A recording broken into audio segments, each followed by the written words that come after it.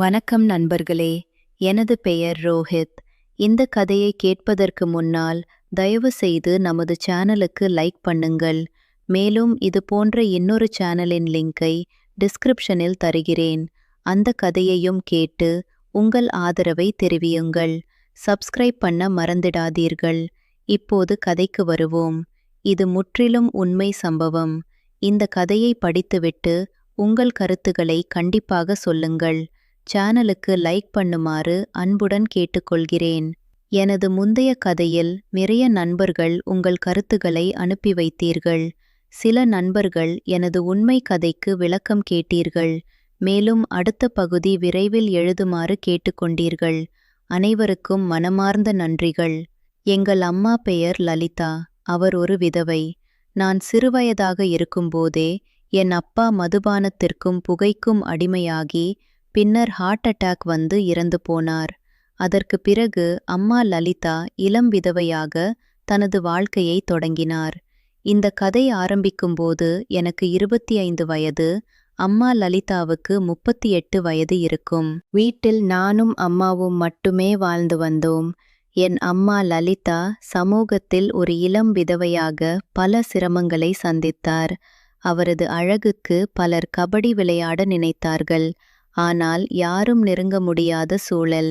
நான் 24 வயதில் என்னை பார்க்க நல்ல உயரமாகவும் மீசை தாடியுடனும் கல்யாணமான ஆணை போல் இருப்பேன்.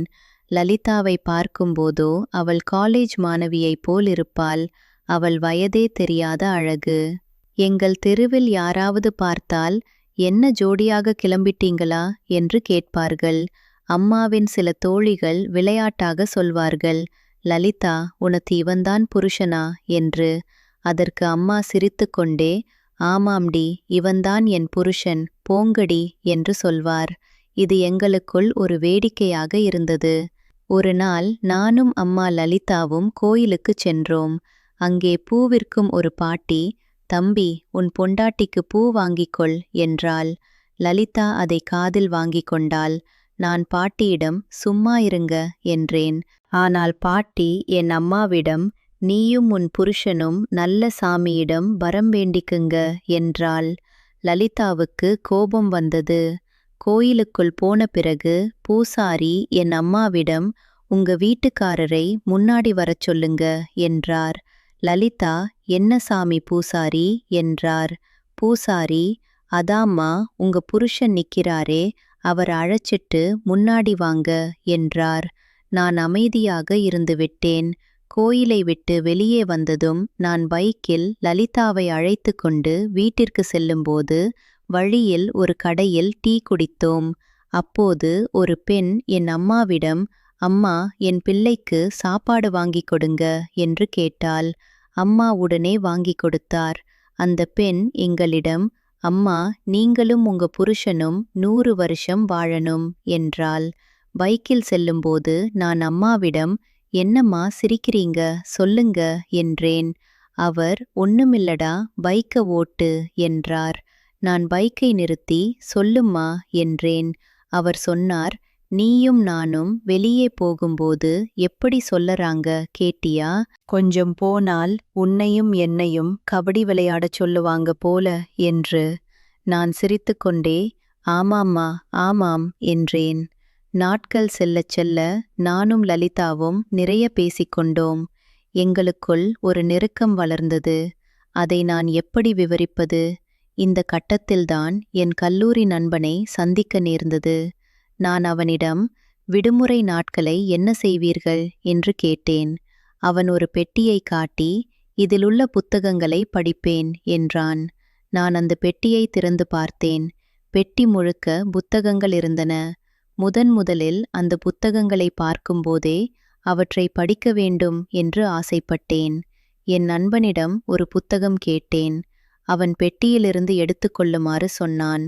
அப்போதுதான் எப்படி கபடி விளையாடுவது என்ற புத்தகம் கிடைத்தது. அதை என் பையில் வைத்துக்கொண்டு வீட்டிற்கு வந்துவிட்டேன். வீட்டில் அந்த புத்தகத்தை எடுத்து பார்த்தபோது நல்ல பிரிண்ட் மற்றும் அட்டையுடன் இருந்தது. அன்று இரவு நான் லலிதாவிடம், நான் ஹாலில் படித்துவிட்டு வருகிறேன், நீங்கள் உறங்குங்கள் என்றேன். அவர் சென்று தூங்க ஆரம்பித்தார். நான் புத்தகத்தை படிக்க ஆரம்பித்தேன். படித்துக்கொண்டே இருக்கையில் நேரமாகிக் கொண்டே போனது. மணியை பார்த்தபோது விடியற்காலை 4 மணி. நான் என் குடிகார அப்பனை கெட்ட வார்த்தையால் திட்டினேன். என் லலிதா, வாழ்க்கையை இப்படி ஆக்கிட்டியே என்று நினைத்தேன். ஆனால் அதே நேரத்தில் என் குடிகார அப்பனுக்கு நன்றியும் சொன்னேன். ஏனென்றால் அவர் இறந்ததால்தான் என் அம்மா என்னுடன் மட்டும் தனியாக வாழ முடிந்தது. அந்தந்த இரவில் நான் ஒரு முடிவு எடுத்தேன். அம்மாவை கபடி விளையாட வைக்க வேண்டும் என்று உறுதியானேன். ஆனால் எந்த அவசரமும் வேண்டாம் என்று நினைத்தேன். சில மாதங்கள் கடந்தன. ஒரு கட்டத்தில் எனது கல்லூரியில் ஆயுத பூஜை மற்றும் சரஸ்வதி பூஜை முன்னிட்டு விடுமுறை வந்தது. நண்பர்களுடன் கொடைக்கானலுக்கு செல்ல திட்டமிட்டோம். கொடைக்கானலுக்கு சென்ற பிறகும் எனக்கு சந்தோஷமாக இல்லை. என் மனம் முழுக்க லலிதாதான். அம்மா வீட்டில் என்ன செய்வார் என்று மனம் நினைத்து கொண்டே இருந்தது. ஏண்டா கொடைக்கானலுக்கு வந்தோம் என்று மனம் குழம்பியது. ஒரு நாள் கடந்தது. அடுத்த நாள் விடியற்காலையில் கடும் கொடைக்கானல் குளிரில் எனக்கு ஒரு கனவு வந்தது.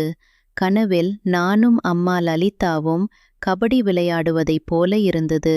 நான் திடுக்கிட்டு எழுந்தேன்.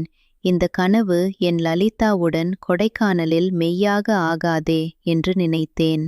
அடுத்த நாளே கொடைக்கானலிலிருந்து புறப்பட்டு வீட்டிற்கு வந்துவிட்டேன். வீட்டிற்கு வந்ததும் என் லலிதாவை பார்த்தபோது எனக்குள் அவ்வளவு சந்தோஷம். நான் குளித்துவிட்டு சோபாவில் அமர்ந்தேன். அப்போது என் புத்தகப் பெட்டியை திறந்தேன். பெட்டியில் இருந்த எல்லா புத்தகங்களிலும் மஞ்சள் மற்றும் குங்குமம் வைத்து பூஜை செய்திருந்தார் லலிதா. எனக்கு அதிர்ச்சியாக இருந்தது. நான் அந்த கபடி புத்தகத்தை மட்டும் தனியாக பெட்டியில் வைத்திருந்தேன். ஆனால் இப்போது அது அங்கு இல்லை. நான் தேடி தேடி பார்த்தேன், கிடைக்கவில்லை. அந்த புத்தகத்தின் கடைசி பக்கத்தில் நான் எழுதியிருந்தேன், லலிதா, நான் கூடிய சீக்கிரம் உன்னுடன் கபடி விளையாடுவேன். அந்த பக்கம் யாராவது படித்திருப்பார்களா? லலிதா அந்த புத்தகத்தை படித்திருப்பாரா? என் மனம் குழம்பியது. நான் அவரிடம் எப்படி கேட்பது? ஒரு வழியாக என் மனதை தைரியப்படுத்திக் கொண்டேன். ஆனால் அவரும் என்னிடம் எதுவும் கேட்கவில்லை. அமைதி நீடித்தது. அடுத்த நாள் காலை அம்மா லலிதா என்னிடம், ரோஹித், என் வயிறு வலிக்குது என்றார். நான், பரவாயில்லை அம்மா, மருந்து வாங்கி தருகிறேன் என்றேன். ஆனால் மதியத்திற்குள் அவருக்கு வலி அதிகமானது. அவர் முகம் வியர்த்தது. எனக்கு பயமாக இருந்தது. உடனே என் மனதில் ஒரே ஒரு எண்ணம்தான், அம்மாவை உடனே மருத்துவமனைக்கு அழைத்துச் செல்ல வேண்டும். நான் அவரை அழைத்து கொண்டு அருகிலுள்ள பெரிய மருத்துவமனைக்கு விரைந்தேன். வழியில் அவருடைய கைகளை பிடித்து கொண்டேன். அம்மா, நீங்கள் தைரியமாக இருங்கள், நான் இருக்கிறேன், எல்லாம் சரியாகிவிடும் என்றேன். அவர் என் கைகளை பிடித்து கொண்டு அழுதார். மருத்துவமனைக்கு வந்தோம். அங்கே ஒரு நர்ஸ் என்னிடம், சார், என்ன ஆச்சு என்று கேட்டாள். நான், வயிறு வலிக்குது என்றேன். அவள், மருத்துவமனை சீட்டில் உங்கள் மனைவியின் பெயர் சொல்லுங்க என்றாள். நான் சற்று தயங்கினேன். பின்னர் லலிதா என்றேன். அம்மா என் கையை இறுக்கமாக பிடித்து கொண்டார். நான் அவளை மனைவி என்று சொன்னபோது அவர் கண்களில் ஒரு ஒளி தெரிந்தது. நர்ஸ், உங்கள் பெயர் சார் என்றாள். ரோஹித் என்றேன். அவள் சீட்டில் லலிதா, கணவர் பெயர் ரோஹித் என்று எழுதி கொடுத்தாள். அந்த சீட்டை நான் லலிதாவிடம் கொடுத்தேன். அவர் அதை பார்த்துவிட்டு கண்களில் கலங்கினார். சில நிமிடங்களில் நர்ஸ் வந்து, சார், டாக்டர் ஜெயந்தி மேடம் வந்துட்டாங்க, உங்க மனைவியை உள்ள கூட்டிட்டு போங்க என்றாள். டாக்டர் ரூமிற்கு சென்றோம். டாக்டர் லலிதாவிடம், மிஸ்ஸஸ் லலிதா ரோஹித், உங்களுக்கு என்ன பிரச்சனை என்று கேட்டார். அந்த அழைப்பு என் உள்ளத்தை தொட்டது. டாக்டர் எங்களை ஒரு நல்ல தம்பதியாக பார்த்தார். லலிதாவுக்கு ஸ்கேன் எடுக்கச் சொன்னார். நான் லலிதாவுடன் சென்றேன். ஸ்கேன் ரிப்போர்ட் வந்தது. டாக்டர் எங்களிடம், ஸ்கேன் ரிப்போர்ட் நார்மல்தான், பயப்பட வேண்டாம் என்றார். பின்னர் டாக்டர் லலிதாவிடம், மேடம், கொஞ்சம் அந்த ரூமில் உள்ள படுக்கையில் உட்காருங்கள் என்றார். லலிதா உள்ளே சென்றார். டாக்டர் என்னிடம், உங்க மனைவிக்கு செக்கப் செய்ய வேண்டும், கொஞ்சம் நீங்கள் வெயிட் பண்ணுங்க என்றார். நான் வெயிட் செய்தேன். சிறிது நேரம் கழித்து டாக்டர் வெளியில் வந்து, உங்களுக்கு ஒரு சீட்டு கொடுத்துள்ளேன், அதிலுள்ள பொருள்களை வாங்கி வாருங்கள் என்றார். அந்த பொருள்களில் மருந்து மற்றும் கிரீம் இருந்தன. நான், டாக்டர் இவை எதற்கு என்று கேட்டேன். டாக்டர், கொஞ்சம் பொறுங்கள் என்று சொல்லிவிட்டு நர்ஸிடம் ஏதோ சொன்னார். இருவரும் சேர்ந்து வெளியே வந்தார்கள். பின்னர் டாக்டர் என்னை தனியாக அழைத்துச் சென்றார். ரோஹித், உங்க மனைவியின் உடல்நிலை பற்றி உங்களிடம் முக்கியமாக சொல்ல வேண்டியது இருக்கிறது என்றார். என் இதயம் படபடத்தது. உங்க மனைவிக்கு உடல் ரீதியாக பெரிய பிரச்சனை எதுவும் இல்லை. நாங்கள் முழு ஸ்கேனும் செய்து பார்த்தோம். ஆனால் ஒரு விஷயம் உங்களுக்கு சொல்ல வேண்டும். அவருக்கு ஒரு வகையான மன அழுத்தம் மற்றும் உடல் ரீதியான தேக்க நிலை இருக்கிறது. அது சில உடல் அசௌகரியங்களை உண்டாக்குகிறது. மருந்துகள் மட்டும் போதாது.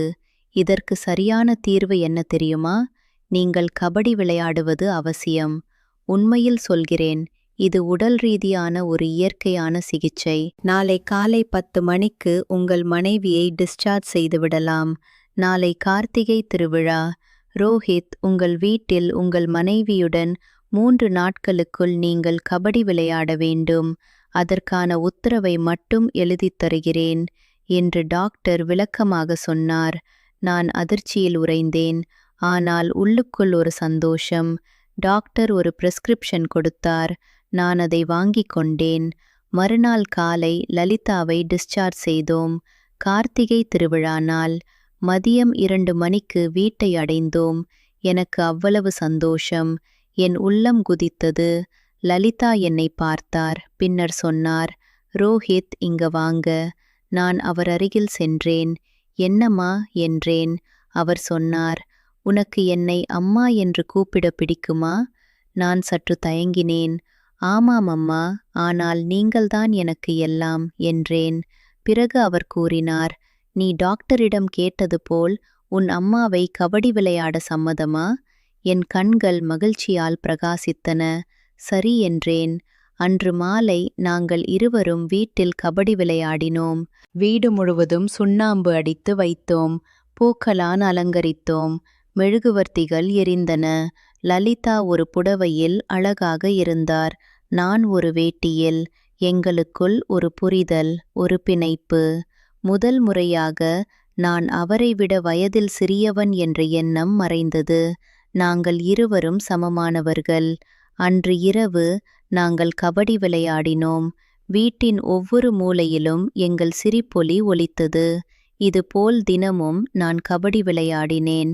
எங்கள் வாழ்க்கையில் ஒரு புதிய பருவம் ஆரம்பித்தது. தொடரும்.